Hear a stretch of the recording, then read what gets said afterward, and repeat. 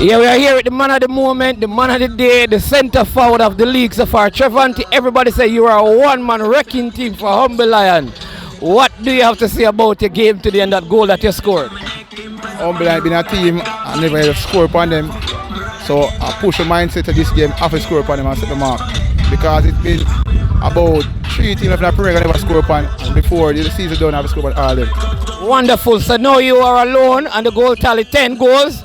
I mean, how does that make you feel knowing that you're part of the national team, you're scoring goal in the JPL, the fans are in love with you and the coach is trusting you? It's a great feeling because I'm in the national team now. So I know I have to work hard to keep there, and I set an aim for this season. So I have to reach it. So all the best, Trevante. Man of the match performance today. I think it has been one of the best performances by a centre forward in Jamaica in a very, very long time. All the best to you for the rest of the season. Yeah, man.